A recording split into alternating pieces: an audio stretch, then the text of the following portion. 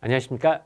예, 양천구 역사 살펴본 데 이어서 신월 7동의 역사와 데이터를 통해서 신월 7동의 오늘을 조금 살펴보는 시간을 갖도록 하겠습니다. 자, 우리 조금 전에 많이 봤던 양천구 지도고요. 신월 7동 위치 이렇게 있습니다. 뭐 뒤에 조금 더 이야기해 드리겠지만은 신월 7동은 신월 2동, 4동, 6동과 함께 신정생활권에 속해 있다고 보시면 되고요. 반대로 신월 1, 3, 5동 같은 경우는 북쪽에서 오히려 화곡동에 가까운 생활권을 유지하고 있다고 보시면 되겠습니다. 이 사이에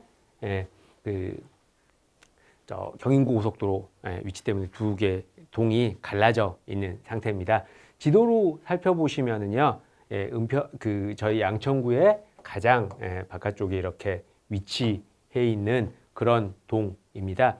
여기 이제 이펜하우스는 원래 신월 7동이었다가 위치상 나오는 길이 이쪽으로 돼 있어가지고 이렇게 동을 옮기게 됐거든요. 역사통해서 조금 살펴보도록 하겠습니다. 자, 원래 신월 7동은 1988년 1월 1일에 신월 4동의 일부로서 역사를 시작을 했습니다. 근데 신월 4동의 인구가 계속 늘어나다 보니 만들어지고 나서 1년 6개월 만에 신월 4동에서 분동해서 7동이 만들어지게 됩니다.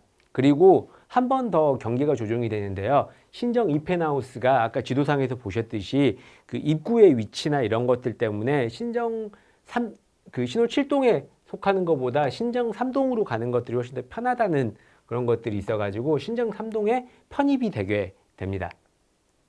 신월 7동, 신월동의 유래는요, 조선시대 원님이 화곡동에서 이렇게 바라보니 신선하고 지역이 반달 모양을 하고 있어서 신월동이다, 이렇게 이제 이름을 붙였다고 합니다.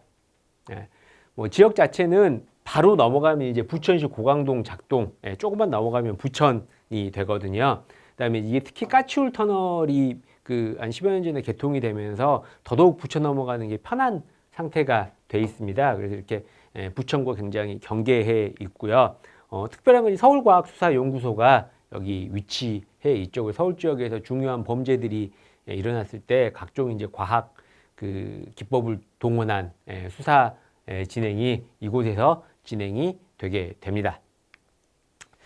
다시 지도 보시면 여기 이펜하우스 단지가 이쪽으로 이렇게 7동으로 넘어오는 것보다는 메인 통행로가 이렇게 나 있어 가지고 이쪽 신정동 쪽으로 넘어가게 된 그런 역사적인 거 보실 수 있을 거고요. 여기 까치울 터널 개통되면서 여울로랑 이렇게 제대로 연결이 돼서 굉장히 부천으로 넘어가기 편한 그런 상태가 돼 있습니다. 데이터 통해서 지역 상황을 조금 꼼꼼히 살펴보는 시간들을 갖도록 하겠습니다. 이 데이터들은요, 제가 이제 강의가 지금 진행이 되고 있는 녹화하는 시점 2021년 12월 초입니다. 근데 데이터들을 제가 2021년 11월 달에 조사를 해서 자료들을 만들었고요. 11월 기준으로 모든 데이터를 가급적이면은 최신의 데이터들로 사용을 했습니다. 그러다 보니 각각의 통계가 완성된 시점이 완전히 일치하지 않는 경우들이 있습니다. 그래서 데이터들을 조금 더 하거나 이러다 보면은 약간 숫자의 차이가 있을 수는 있거든요. 그럼에도 불구하고 최신의 데이터를 사용했던 이유는 이 모순을 감안하더라도 오히려 이것들이 가장 최근의 전반적인 동의 추세를 살피는데 오히려 도움이 될 것 같다라는 생각에서 저희가 선택을 했고요. 어쨌거나 여러분들이 데이터 통해서 전반적인 추세 살피는 데는 큰 무리가 없을 것으로 보입니다. 첫 번째로 인구 관련 통계들 조금 살펴보도록 하겠습니다. 신월 7동의 인구는요, 약 한 2만 명 정도 되는데 세대수는 9,232세대입니다. 그러면은 세대당 인구가 2명이 조금 넘는 정도인데요. 이거 신기하게도 서울시 평균하고 완전히 일치하는 숫자입니다. 이러기가 쉽진 않은데 정확히 일치하는 숫자고요. 양천구 평균보다는 훨씬 더 낮습니다. 무슨 뜻인고 하니 다른 양천구 동들에 비해서 한 집에 사는 사람의 숫자가 작다라는 의미입니다. 훨씬 더 적은 사람들이 한 집에 살고 있다라는 뜻이고요. 그래서 사실 2.216명 정도다 이렇게 하시면은 얼른 생각해봐도 한 집에 2명 이상 사는 집이 굉장히 적겠죠. 심지어 1인 가구가 있기 때문에 그나마 좀 가족들이 있긴 하겠지만은 그런 내용들을 저희가 쉽게 상상을 하실 수가 있을 거고요. 그 다음에 외국인 숫자도 그리 많지는 않습니다. 2만 명 중에 134명 정도의 외국인이 살고 있어서 뭐 서울시 전체적으로 이렇게 이미 3%에 가까워지는 2.5% 정도 되는 그런 외국인들 거주 비율에 비하면은 굉장히 낮은 것들을 확인을 하실 수가 있고, 그래서 인구 대부분은 그냥 한국인입니다. 여성분들이 조금 더 많이 계시고요. 65세 이상 고령자가 전체 인구 2만 명 중에 4,300명 정도 됩니다. 그래서 굉장히 노인 인구가 적지 않은 편이죠. 여기도 4,000명이고 4,000명이고 4,000명이고 이런데, 다만 여러분들 사실 신월 7동은 인구가 다른 동에 비해서 그리 많은 편은 아닙니다. 그렇다 보니 이 노인 인구의 비율이 높은 편에 해당을 하게 되죠. 그래서 동의 평균 연령도 가장 높은 축에 속합니다. 서울시가 43.4세, 그 다음에 양천구가 42.6세인데 반해서요. 그 저희 신월 7동의 경우는 47.3세인데요. 뭐 거의 47세 있고 이러다 보니까 가장 그 평균 연령이 높은 지역에 해당을 합니다. 이 유년 부양비라는 건 어떤 거냐면요. 0세부터 14세까지의 인구를 15세부터 64세까지의 인구수로 나눈 비율이거든요. 그래서 요 15세부터 64세 인구 100명당 11.4명의 아이들이 있다는 뜻입니다. 그래서 유년 부양비가 보시면은 여기 신정 사동 정도를 제외하고 나면은 가장 낮은 편에, 여기도 10점 뭐 있는데 비율 굉장히 낮은 편에 속하고요. 상대적으로 노년 부양비, 그 15세부터 64세까지의 인구를 65세 이상 인구를 요걸로 나눈 숫자는 29.2에 해당합니다. 그래서 다른 동에 비해서 보시면 아시겠지만은 굉장히 높죠. 그래서 서울시 평균이나 양천구 평균보다도 50% 이상 높고요. 그러다 보니 요 두 개의 숫자의 비율을 노령화 지수라고 그러거든요. 그래서 지역이 앞으로 얼마나 그 빨리 이렇게 그 늙어갈 것인가를 따지는 이 노령화 지수가 굉장히 높습니다. 255.7인데요. 뭐 그 서울시 평균, 양천구 평균보다 비교할 수 없이 높은 그런 숫자고, 거의 그 최고에 달하는, 여기 무슨 동인가요? 신월 1동 정도, 신월 1동과 함께 250이 넘는 가장, 그래서 아이들이 한 명 있을 때 노인 인구가 거의 뭐 2.6명 정도 있다라는 의미니까 조금 이제 그 어르신들이 더 많이 사는 지역이라는 걸 저희가 쉽게 알 수 있습니다. 그 각각의 인구 구성 비율을 5살 단위로 이렇게 잘라놓은 통계인데요. 보시면 아시겠지만은 요 아이들의 숫자가 많지 않은데 반해서 인구가 가장 많은 나이대가 1900명, 60세부터 64세까지의 그 선생님들이 가장 많은 인구대 비중을 차지하고 있습니다. 이건 그 다른 지역 인구 비중하고 명확하게 조금 다른 형태거든요. 요거 그래프로 나타낸 표를 조금 살펴보시면은요. 그 다른 지역이 인구가 가장 많은 나이대들이 보시면 이렇게 좀 더 젊은 나이대의 위치에 있는데 반해서 몇몇 동들이 이렇게 이제 60세부터 64세가 되게 많은 편인데, 여기 신월 7동도 그런 동에 해당을 합니다. 상대적으로 아이들 그래프는 가장 낮은 쪽에 이렇게 위치해 있죠, 숫자적으로. 그래서 우리 지역은 아이들에 비해서 비교적 그 이렇게 노년층이 많은데, 한 가지 여러분들이 이제 또 특기할 만한 것들 이렇게 생각해 보시면 좋은 게, 20대 청년의 비율이 생각보다 높습니다. 그러니까는 그 다른 지역에서 보면은 뭐 이렇게 눈에 띄게 늘어나지 않거나 오히려 이렇게 그 20대로 넘어가면서 오히려 줄어드는 동들도 굉장히 많은데 반해서 이 지역에 생각보다 많은 20대 분들이 살고 계세요. 그 다음에 30대 초반까지도 이렇게 계속 이어지죠, 그 숫자들이. 그래서 어르신들도 많지만은 아이들에 비해서 활동하는 활발한 청년들의 숫자가 굉장히 많다라는 것들은 인구 구성상의 이제 특징적인 걸로 조금 볼 수가 있을 것 같습니다. 그래서 여기서 보면은 청년 인구가 두툼하게 있죠. 이런 데들 보면 청년 인구들이 막 줄어들잖아요. 줄어들고 있고, 그 여기가 되게 낮고, 그 그 다음에 이제 노인 인구가 그 동 인구 규모에 비해서 높은 데 반해서 여기 인구도 만만치 않게 또 높은 저기 속합니다. 그래서 이제 이 청년들이 지역에서 조금 더 잘 활동할 수 있도록 뒷받침해 주는 게 필요할 것 같네요. 가구원 수별 가구 수입니다. 이건 이제 8,300세대 가구들 중에 1인 가구가 2,000세대, 뭐 2인 가구, 3인 가구 이렇게 있다는 뜻인데 어쨌거나 그 1, 2인 가구들, 1, 2인 가구들, 그러니까 아마도 높은 확률로 자녀가 없을 가능성이 있는 그런 가구의 비율이 이렇게 3인, 4인 가구 비율보다 훨씬 높습니다. 그러다 보니 평균이 2가 조금 넘는 정도로 수렴을 하게 되죠. 그래서 이런 쪽으로는 약간 젊은 분들이 이제 아마 이쪽에 더 많이 살고 계시지 않을까 이런 생각을 조금 할 수도 있겠습니다.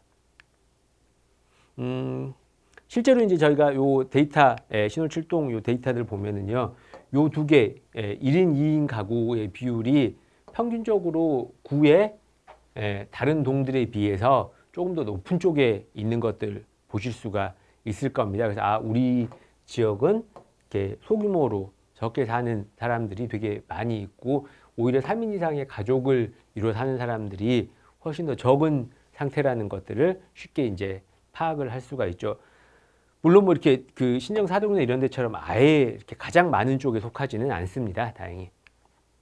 독거노인 현황입니다. 아까 뭐 저희가 한번 확인했지만은 전체 인구 가운데 일단 65세 이상 인구가 굉장히 많은 편에 속하고요. 4,300명 정도 되기 때문에 그 가운데 독거노인 분들이 무려 1,000명이 넘어갑니다. 1,133명 정도가 혼자 살고 계시거든요. 물론 이제 다른 동들도 이렇게 그 1,000명이 넘어가는 동들이 있습니다만 여기는 인구가 5만 명 가까이 되니까 이렇게 많이 있는 거고요. 여기도 비슷한데 인구는 어떤가요? 3만 명 정도 되잖아요. 그래서 그 전반적으로 인구수에 비해서 혼자 사시는 어르신들이 굉장히 많고요. 거기다 이제 그 생활이 어려워서 보조받고 계시는 분들이 보시면은 이렇게 다 합하면 한 350명 정도 되는 그런 지역입니다. 그래서 이제 약간 보살핌이 필요한 어르신들이 적지 않고요. 특히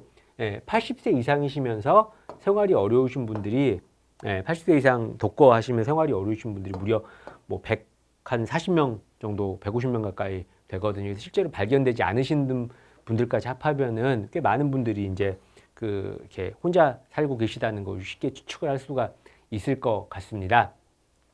성별로 따지게 되면은 뭐 당연히 그 독거노인 같은 경우는 여성분들이 훨씬 더 많습니다. 그래서 이렇게 독거노인에 대한 사업이나 정책들을 세우실 때 이렇게 독거노인 분들 같은 경우 남성 여성이 원하시는 그런 이렇게 서비스 혹은 사업들이 조금 다른 경향이 있습니다. 그래서 그런 것들을 조금 반영해서 그 사업들을 세우시면은 훨씬 더 좋죠. 더군다나 이 지역 같은 경우는 뭐 이렇게 남성 여성 분할해서 세우셔도 될 만큼 이렇게 독거노인 분들이 많이 계시기 때문에 그런 것들은 계획 세우실 때 조금 더 꼼꼼하게 살피시면은 좋을 것 같습니다. 뭐 이렇게 비슷하게 항상 여자분들이 더 어쨌거나 노인은 더 많다는 거 기억하시면은 좋을 것 같고요. 독거노인에 이어서 저희 이제 생활이 어려우신 기초생활 수급자 분들 현황 좀 살펴보도록 하겠습니다. 뭐 2만 명 정도 인구 가운데 719가구, 그다음에 이제 인원은 1,047명 되고 있거든요. 그래서 생활이 어려운 수급자 수급자분들의 특징 가운데 하나가 뭐냐면 저희가 아까 가구당 평균 거주하시는 분이 2.16명 이랬었잖아요. 근데 여기 보시면은 훨씬 낮습니다. 1점 몇 명 이렇게 되거든요. 여기 700명인데 700가구인데 1,000명이잖아요. 그러니까 한 집에 보면 1.3명, 4명 이렇게 살고 있는 거거든요. 그래서 규모가 작은, 그래서 이제 이런 경우 왜 그렇게 되냐면은 이제 가정을 이뤘다가 뭔가 이렇게 사업이 실패하고 굉장히 경제적으로 어려움에 처하게 되면 가정이 분해되는 경우들이 되게 많이 있거든요. 그래서 가정이 쪼개진 채로 남아서 생활보호 대상자가 되기 때문에 이렇게 인원이 좀 적은 경우들이 있습니다. 그래서 이런 분들도 저희가 이제 잘 찾아서 살피는 일들이 필요하겠죠. 그래서 이렇게 이제 되어 있고요. 장애 관련된 통계도 좀 살펴보도록 하겠습니다. 그 장애가 그러니까 조금 많은 편이요. 그러니까 아까 인구가 2만 명 조금 넘었었는데 그 인구 작은 것에 비해서는 다른 동보다 장애를 가지신 분들이 더 많이 계시다는 걸 저희가 쉽게 살펴볼 수 있습니다. 남성 장애인분들이 조금 더 많은 편이고, 그러니까는 독거 노인이나 65세 이상 노인분들은 여성분들이 평균 수명이 많기 때문에 높은 데 반해서 그 장애를 가지신 분들은 이 장애 대부분 후천적으로 사고나 질병으로 얻게 되거든요. 근데 술이랑 담배 많이 피우는 것들도 남자고, 그래서 뭐 이렇게 뇌에 출혈, 혈관 질환이랄지 이런 거 오시는 남자분들이 많고요. 그 다음에 아무래도 더 육체적인 일들을 많이 하시다 보니까 그런 경로를 통해서 남자분들이 더 장애를 얻는 경우가 많이 있습니다. 그래서 이제 뭐 어느 쪽의 장애건 간에 항상 남자분들이 인원이 조금 더 많은 것들을 살피실 수가 있을 거고요. 그 다음에 장애는 항상 그 대부분 후천적으로 발생을 하거든요. 그래서 9세 미만, 10세 미만의 그 뭐 정구 청년 쪽에서 이렇게 장애가 이렇게 비교적 적지 않은 적은 데 반해서 나이가 많아질수록 급격히 늘어나는 추세를 보입니다. 그래서 80세 이상 장애인분들도 무려 200분 정도나 될 정도로 이렇게 많이 계시는데요. 그 장애도 마찬가지로 사실 굉장히 많은 부분을 차지하고 있기 때문에 그 이렇게 위원님들 가운데 뭐 큰 장애를 가지신 분이 없다 손치더라도 지역에서 뭔가 사업하시고 하실 때는 이 1000명이 넘는 1200명에 달하는 장애를 가지신 분들도 충분한 배려를 해드려야 될 것 같습니다. 그런 것들이 이제 저희가 축제를 하거나 어떤 교육 프로그램들을 운영할 때 장애인분들 적극적으로 조금 더 초대를 한다거나 아니면은 그분들도 함께 받을 수 있는 프로그램들을 번거롭더라도 운영하는 게 그 공공을 위해서 사업을 기획하고 진행해야 되는 주민자치회가 꼭 챙겨야 될 부분이라는 생각이 드네요.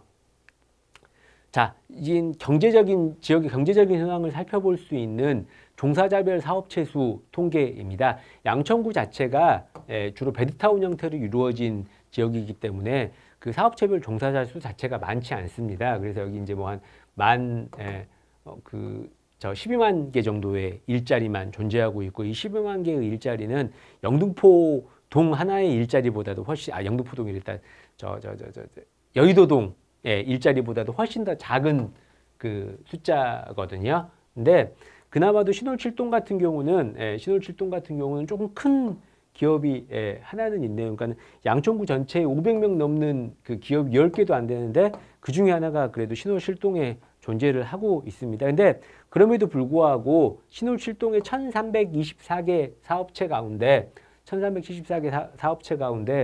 거의 1100개 정도 되는 사업체가 거의 1명에서 4명 정도만 일하는 작은 사업체고요. 사업체가 1180개인데 종사자는 1800명이니까 뭐 거의 고용 창출력은 높지 않은 가게들이라고 보시면은 될 것 같습니다. 여튼 그래도 그 어떤 그런 규모에 비해서 좀 그 규모 있는 사업체들이 있어서 전반적으로 일자리들이 다른 동에 비해서 이렇게 굉장히 적은 편은 아닙니다만, 뭐 인구가 2만 명이 넘어가는데 일자리가 5,000개 정도밖에 안 되는 것들은 저희가 조금 이제 확실히 이동도 다른 지역으로 이렇게 그 가서 일을 해야 된다라는 그런 것들을 내포를 하고 있죠. 자, 이 표는 그 사업체 창설 연도를 이렇게 중심으로 통계를 내본 겁니다. 어떤 거냐면은 2015년 이후에 만들어진 기업체가 451개 34.1%라는 뜻이거든요. 어떤 의미냐면은 서울시나 양천구 평균에 비해서 최근 얼마간 그 시작한 사업체 수는 그렇게 많지 않다라는 뜻이거든요. 두 가지 의미일 수 있어요. 하나는 지역이 사업하기에 그렇게 매력이 있지 않다라는 의미일 수 있고요. 두 번째는 이미 지역의 상권을 굉장히 오래된 업체들이 꽉 잡고 있어서 신규 업체들한테 그렇게 매력적인 곳이 아니다라는 이렇게 내용일 수도 있습니다. 뭐 어떤 동들은 보면은 50% 이상이거나 50%에 가까운 기업들이 최근 몇 년 사이에 만들어진 것들도 볼 수가 있거든요. 그것들에 비하면 상당히 낮은 편이죠. 상대적으로 80년대 이전에 만들어진 오래된 기업들은 서울시 평균이 5.7%, 양천구가 8.8%인데 반해서 여기는 12%입니다. 그다음에 90년대에서 오래된 기업의 비율이 전체적으로 평균보다 훨씬 높은 것들을 살펴볼 수가 있죠. 그래서 이게 뭐 그 오래된 기업들이 잘 되고 있는 것일 수도 있고요. 그 다음에 굳이 신규 사업체들을 낸 만큼 매력적이지 않다 보니 이 기업들이 그냥 경쟁에서 도태되지 않고 그대로 남아있는 것일 수도 있거든요. 그래서 이런 것들은 지역의 자영업 하시는 분들하고 충분히 이야기해보고 주민자치회가 만약에 자영업자를 돕는다면은 어떤 방식으로 자치회 사업을 진행하면 좋을지 충분히 한번 고민해 보시면은 좋을 것 같습니다. 그래서 여기 보시면은 오래된 기업들, 새로 만들어진 기업들 비율들, 여기 오래된 기업이고 새 기업들이죠. 요건 평균보다 보시면은 조금 더 낮은 축에 속해 있고요. 오래된 기업은 평균보다 조금 더 높은 것들을 보실 수가 있을 것 같습니다. 두 개 다 합하면은 오래된 기업이 굉장히 높은 축에 해당합니다. 여기까지 오는 동들이 한 3개 정도밖에 없거든요. 그래서 이런 것들 잘 확인하시면 좋겠고요. 그 데이터는 훨씬 더 많이 있습니다. 그래서 여러분들이 어떤 사업을 실행하시고 결정하시기 전에는 이런 데이터들을 살펴보시고 그래야지만 우리가 얼마나 많은 사람들에게 서비스를 제공해야 되겠다 혹은 우리가 어떤 류의 서비스를 제공해야 되겠다는 판단을 명확하게 할 수가 있거든요. 그래서 훨씬 더 다양한 데이터들 꼼꼼히 살펴보시면 좋겠습니다. 강의 또 수고하셨습니다. 다음 시간에 뵙도록 하겠습니다.